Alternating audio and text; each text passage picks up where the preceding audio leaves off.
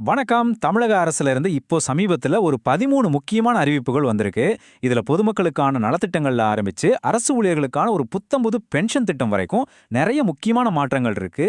இதுல ஒவ்வொன்னும் நம்மள எப்படி பாதிக்கப் போகுதுன்னு சிம்பிளா, தெளிவா பார்க்கலாம் வாங்க. இந்த எல்லா அறிவிப்புகளையும் நாம புரிஞ்சுக்கிறதுக்கு வசதியா ஒரு 4 முக்கிய பிரிவுகளா பிரிச்சிருக்கேன். முதல்ல மக்கள் நலத்திட்டங்கள், ரெண்டாவதா அரசு ஊழியர்களுக்கான அறிவிப்புகள், மூணாவதா பயணம் மற்றும் போக்குவரத்து சம்பந்தமான மாற்றங்கள், கடைசியா பொதுமக்கள் கவனிக்க வேண்டிய சில முக்கிய தகவல்கள். சரி, வாங்க முதல்ல மக்கள் நலத் திட்டங்களை பத்தி பார்க்கலாம். இது எல்லாமே நம்மளோட அன்றாட வாழ்க்கையில நேரடியா ஒரு தாக்கத்தை ஏற்படுத்துற விஷயங்கள். அது என்னென்னு பார்ப்போம். ஸ்கிரீன்ல தெரியிற இந்த நம்பரை பாருங்க. 2.22 கோடி. இது வெறும் ஒரு நம்பர் இல்ல. தமிழ்நாட்டுல ஒரு மிகப்பெரிய திட்டத்தால பயனடைற குடும்பங்களோட எண்ணிக்கை இது. அது என்ன திட்டம்னு யோசிக்கிறீங்களா? அதுதாங்க நம்ம பொங்கல் பரிசு தொகுப்பு. நம்ம மாநிலம் முழுக்க இருக்கிற சுமார் 2.22 கோடி அரிசி ரேஷன் கார்டு வச்சிருக்கிற குடும்பங்களுக்கு இந்த பரிசு தொகுப்பு கிடைக்க போகுது.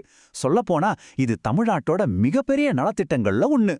அடுத்ததா நம்ம பார்க்க போறது தாயுமானவர் திட்டம்.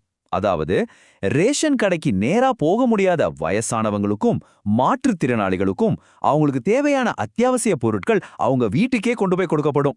இது உண்மையிலேயே ரொம்பவே அக்கறையான ஒரு சேவை இல்லையா?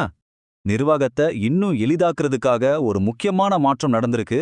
கள்ளக்குறிச்சி மாவட்டத்தில் இருக்கிற ரிஷிவந்தியம் ஒன்றியத்தை பிரிச்சு வானாபுரம்னு ஒரு புது ஒன்றியம் உருவாக்கியிருக்காங்க.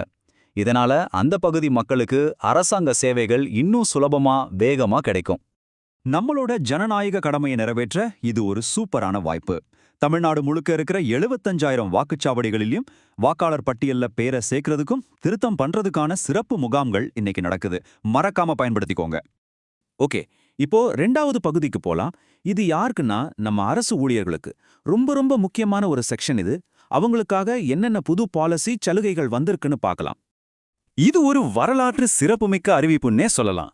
அரசு ஊழியர்களோட 20 வருஷ கால கோரிக்கையா இருந்த பழைய பென்ஷன் திட்டத்தோட பலன்களை கொடுக்கிற மாதிரி உறுதி அளிக்கப்பட்ட ஓய்வூதிய திட்டம்னு ஒரு புது திட்டத்தை முதலமைச்சர் அறிவிச்சிருக்காரு. இந்த திட்டத்தோட முக்கியமான அம்சங்கள் என்னென்னு பாருங்க. இது வெறும் பென்ஷன் மட்டும் கிடையாது. கடைசியா வாங்கின சம்பளத்துல பாதி, குடும்பத்துக்கு நிதி பாதுகாப்பு, ரிட்டையர்மெண்ட் அப்போ 25 லட்சம் வரைக்கும் பணிக்கொடை, அப்புறம் விலைவாசி உயர்வை சமாளிக்க அகவிலைப்படி உயர்வுன்னு மொத்தத்துல இது அரசு ஊழியர்களுக்கு மட்டும் இல்ல, அவங்க குடும்பத்துக்கும் ஒரு முழுமையான ஃபினான்ஷியல் செக்யூரிட்டி கவசம் மாதிரி. யோசிச்சு பாருங்க, இந்த புது பென்ஷன் திட்டத்தை செயல்படுத்துறதுக்கு அரசாங்கத்துக்கு வருஷத்துக்கு சுமார் 13,000 கோடி ரூபாய் செலவாகும்னு கணக்கிட்டு இருக்காங்க. இது இந்த திட்டத்தோட முக்கியத்துவத்தையும் இதுக்காக அரசாங்கம் எவ்வளவு பெரிய நிதி ஒதுக்கீடு செய்துன்னு காட்டுது.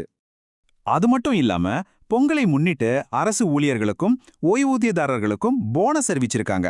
இதுல பாத்தீங்கன்னா சி மற்றும் டி பிரிவு ஊழியர்களுக்கு 3,000 ரூபாயும் மற்றவங்களுக்கு 1,000 ரூபாயும் போனஸா கிடைக்கும்.